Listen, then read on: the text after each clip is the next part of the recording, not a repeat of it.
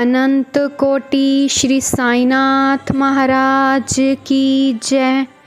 Team Sai पूजा की तरफ से सभी साईं भक्तों को मेरा नमस्कार।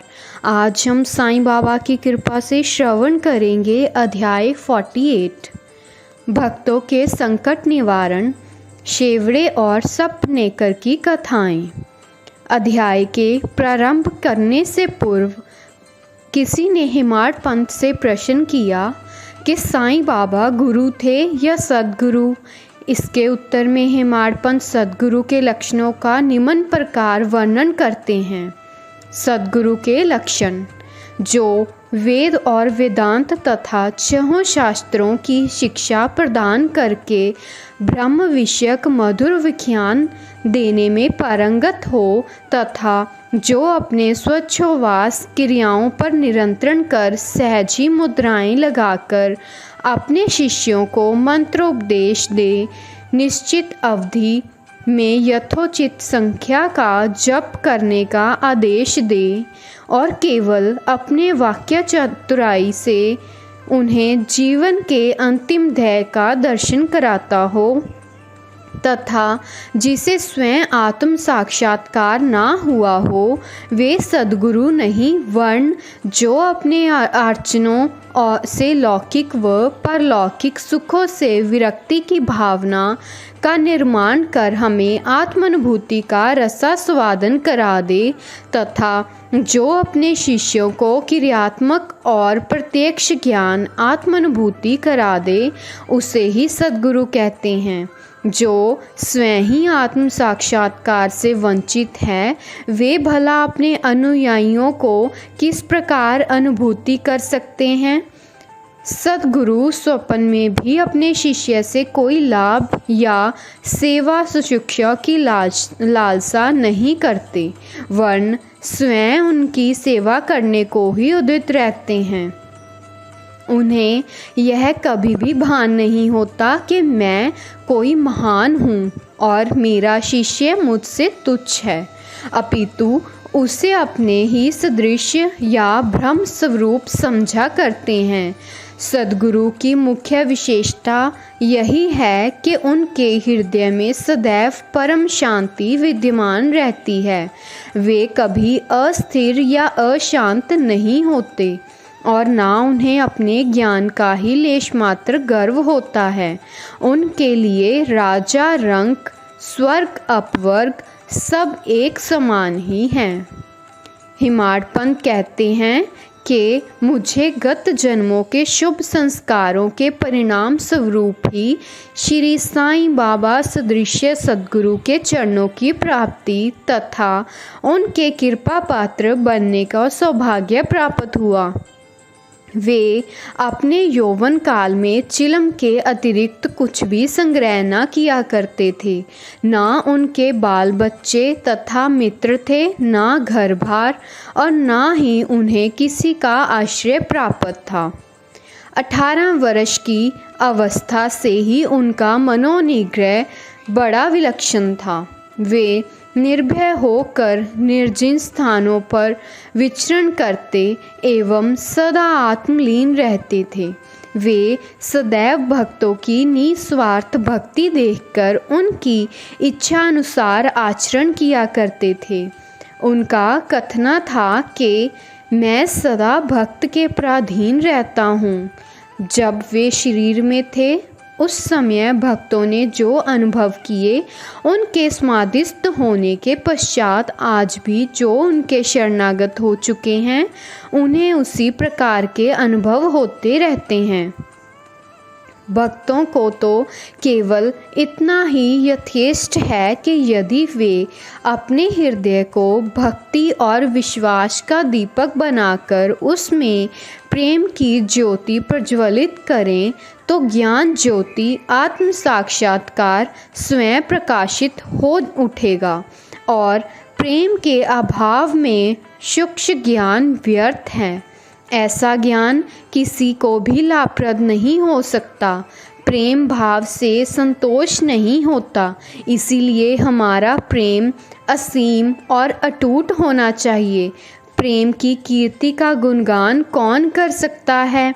जिसकी तुलना में समस्त वस्तुएं तुच्छ जान पड़ती हैं। प्रेम रहित पठन पाठन सब निष्फल है।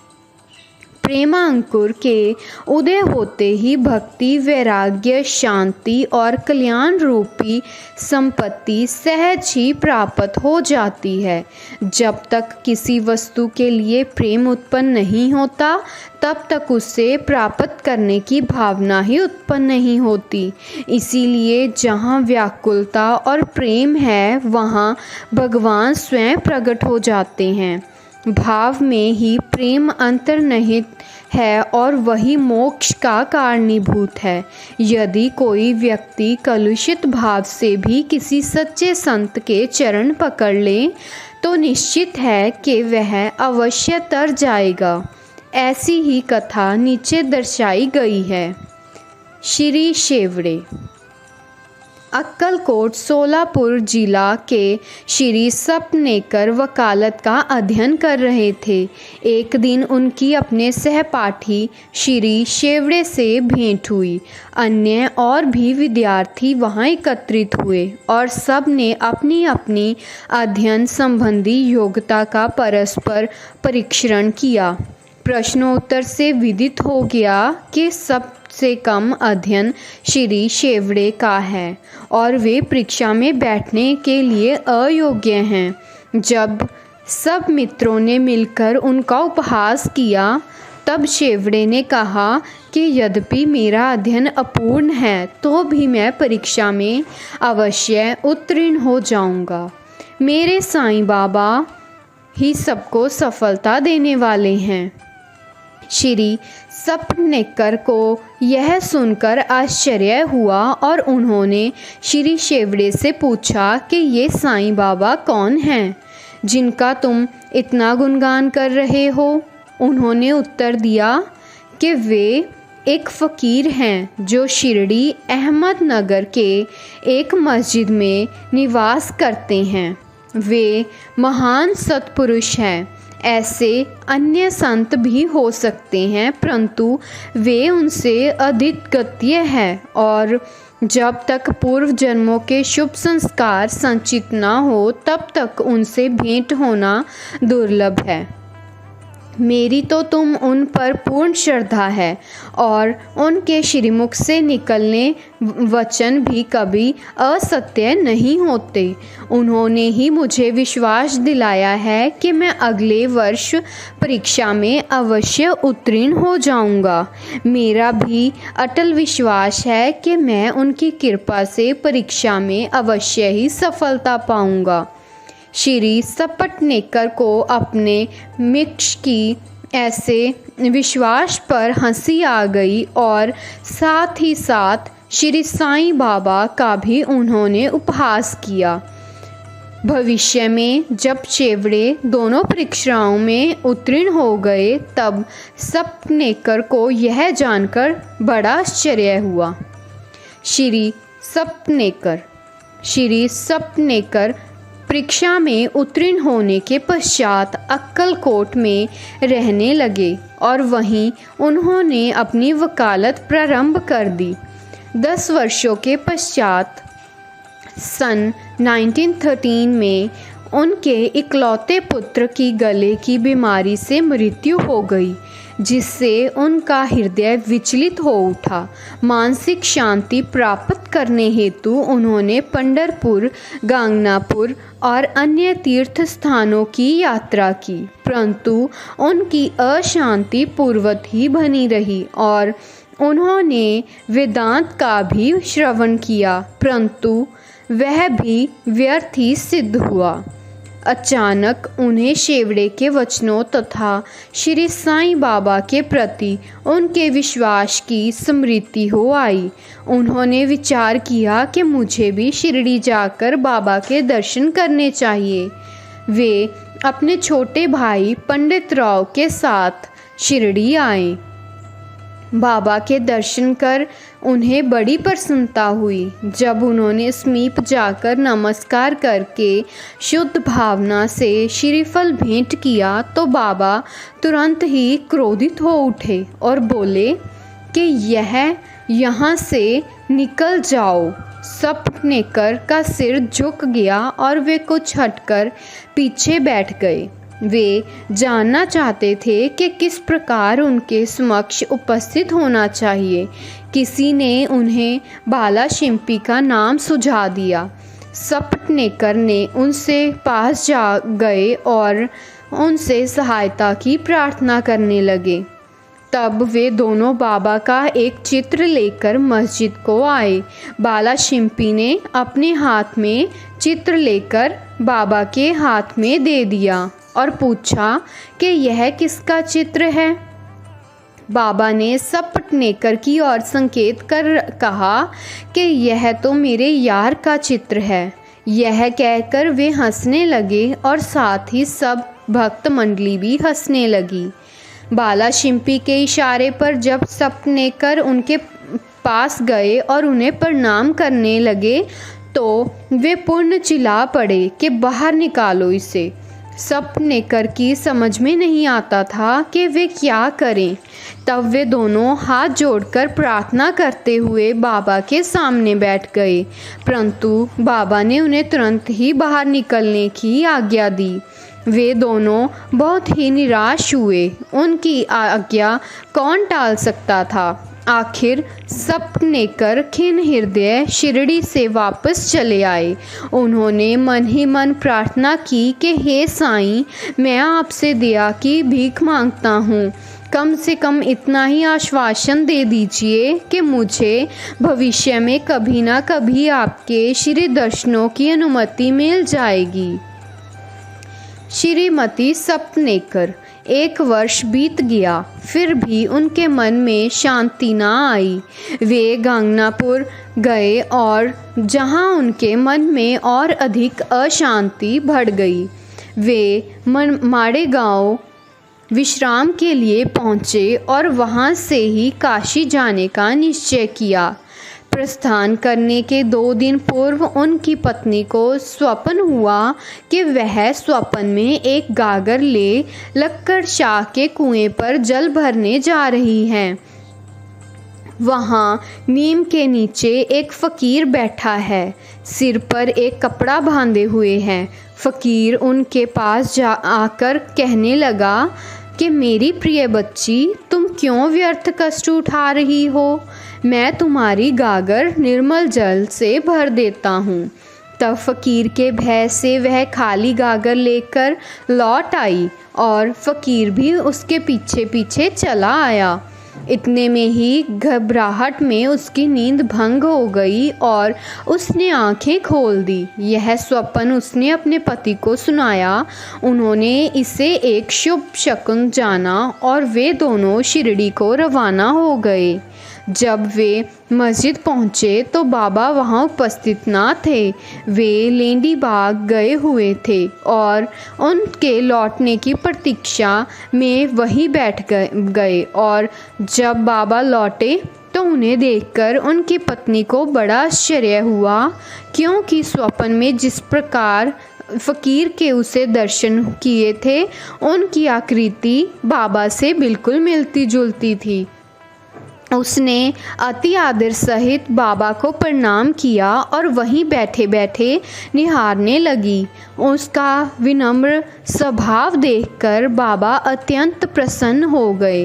अपनी पद्धति के अनुसार वे एक तीसरे व्यक्ति को अपने अनोखे ढंग से एक कहानी सुनाने लगे। मेरे हाथ, उदर, शरीर तथा कमर में बहुत दिनों से दर्द हुआ करता था। मैंने अनेक उपचार किए परंतु मुझे कोई लाभ ना हुआ। मैं औषधियों से उठा क्योंकि मुझे उनसे कोई लाभ ना हो रहा था, परंतु अब मुझे बड़ा अचंभा हो रहा है कि मेरी समस्त पीड़ाएं एकदम से जाती रहीं। यद्यपि किसी का नाम ना लिया गया, परंतु यह चर्चा स्वयं श्रीमती सपनेकर की थी। उनकी पीड़ा, जैसे बाबा ने अभी कहा, सर्वथा मिट गई और वे अत्यंत प्रसन्न हो गई। संतित दान। तब श्री सपनेकर दर्शनों के लिए आगे बढ़े और उनका पूर्वत वचनों से ही स्वागत हुआ कि बाहर निकल जाओ। इस बार वे बहुत धैर्य और नम्रता धारण करके आए थे। उन्होंने कहा कि पिछले कर्मों के कारण ही बाबा मुझसे अप्रसन्न हैं और उन्होंने अपना चरित्र सुधारने का निश्चय कर लिया और बाबा से एकांत में भेंट करके अपने पिछले कर्मों की क्षमा मांगने का निश्चय किया। उन्होंने वैसा ही किया और अब जब उन्होंने अपना मस्तक उनके श्री चरणों पर रखा तो बाबा ने उन्हें आशीर्वाद दिया। अब सपने कर उनके चरण दबाते हुए बैठे ही थे कि इतने में एक गडेरी नाई और बाबा की कमर दबाने लगी। तब वे सदैव की भांति एक बनिए की कहानी सुनाने लगे। जब उन्होंने उसके जीवन के अनेकों परिवर्तन तथा उसके इकलौते पुत्र की मृत्यु का हाल सुनाया तो सपनेकर को अत्यंत आश्चर्य हुआ कि जो कथा वे सुना रहे हैं वह तो मेरी ही है। उन्हें बड़ा अचंभा हुआ कि उनको मेरे जीवन की प्रत्येक बात का पता कैसे चल गया। अब उन्हें विदित हो गया कि बाबा अंतर्यामी हैं और सबके हृदय का पूरा रहस्य जानते हैं। यह विचार उनके मन में आया ही था कि गडेरिन से वार्तालाप चालू रखते हुए बाबा सपनेकर की ओर संकेत कर कहने लगे कि यह भला आदमी मुझ पर दोषारोपण करता है कि मैंने इसके पुत्र को मार डाला है। क्या मैं लोगों के बच्चों के प्राण हरण करता हूँ? फिर ये महाशय मस्जिद में आकर अब क्यों चीख पुकार मचा रहे हैं? अब मैं एक काम करूँगा। अब मैं उसी बालक को फिर से इनकी पत्नी के गर्भ में ला दूँगा। ऐसा कहकर बाबा ने अपना वरद हस्त सपनेकर के सिर पर रखा और उसे सांत्वना देते हुए कहा कि ये चरण अधिक पुरातन तथा पवित्र है। जब तुम चिंता से मुक्त होकर मुझ पर पूरा विश्वास करोगे तभी तुम्हें अपने ध्येय की प्राप्ति हो जाएगी। सपनेकर का हृदय गदगद हो उठा। तब अश्रुधारा से उनके चरण धोकर वे अपने निवास स्थान पर लौट आए और फिर पूजन की तैयारी कर नैवेद्य आदि लेकर वे समीपस्थ मस्जिद में आए और वे इसी प्रकार नित्य नैवेद्य चढ़ाते और बाबा से प्रसाद ग्रहण करते रहे। मस्जिद में अपार भीड़ होते हुए भी वे वहां जाकर उन्हें बार बार नमस्कार करते थे। एक दूसरे से सिर टकराते देखकर बाबा ने उनसे कहा कि प्रेम तथा श्रद्धा द्वारा किया हुआ एक नमस्कार मुझे पर्याप्त है। उसी रात्रि को उन्हें चावड़ी का उत्सव देखने का सौभाग्य प्राप्त हुआ और उन्हें बाबा ने पांडुरंग के रूप में दर्शन दिए। जब वे दूसरे दिन बाबा से प्रस्थान करने लगे तो उन्होंने विचार किया कि पहले दक्षिणा में बाबा को 1 रुपया दूंगा। यदि उन्होंने और मांगे तो अस्वीकार करने की बजाय 1 रुपया और भेंट में चढ़ा दूंगा। फिर भी यात्रा के लिए शेष द्रव्य राशि पर्याप्त होगी। जब उन्होंने मस्जिद में जाकर बाबा को 1 रुपया दक्षिणा दी तो बाबा ने भी उनकी इच्छा जानकर 1 रुपया उनसे मांगा। जब सपनेकर ने उसे सहर्ष दे दिया तो बाबा ने भी उन्हें आशीर्वाद देकर कहा कि यह श्रीफल ले जाओ और इसे अपनी पत्नी की गोद में रखकर निश्चिंत होकर घर जाओ। उन्होंने वैसा ही किया और 1 वर्ष के पश्चात ही उन्हें एक पुत्र प्राप्त हुआ। 8 मास का शिशु लेकर वे दंपति फिर शिरडी को आए और बाबा के चरणों पर बालक को रखकर फिर इस प्रकार प्रार्थना करने लगे कि हे श्री साईनाथ, आपके ऋण हम किस प्रकार चुका सकेंगे। आपके श्री चरणों में हमारा बार बार प्रणाम है। हम दीनों पर आप सदैव कृपा करते रहिएगा, क्योंकि हमारे मन में सोते जागते हर समय ना जाने क्या क्या संकल्प विकल्प उठा करते हैं। आपके भजन में ही हमारा मन मगन हो जाए, ऐसा आशीर्वाद दीजिए। उस पुत्र का नाम मुरलीधर रखा गया। बाद में उनके 2 पुत्र भास्कर और दिनकर और उत्पन्न हुए। इस प्रकार सपनेकर दंपति को अनुभव हो गया कि बाबा के वचन कभी असत्य और अपूर्ण नहीं निकले। ओम श्री सद्गुरु साईनाथम अर्पणवस्तु शिवम भवतु। टीम साईं पूजा की तरफ से अध्याय 48 संपूर्ण हुआ। वापिस हम कल मिलेंगे एक नए अध्याय के साथ। ओम साईं राम, जय साईं राम। अनंत कोटि ब्रह्मांड राजाधिराज योगीराज परब्रह्म श्री सच्चिदानंद सद्गुरु श्री साईनाथ महाराज की जय। ओम साईं राम, जय साईं राम।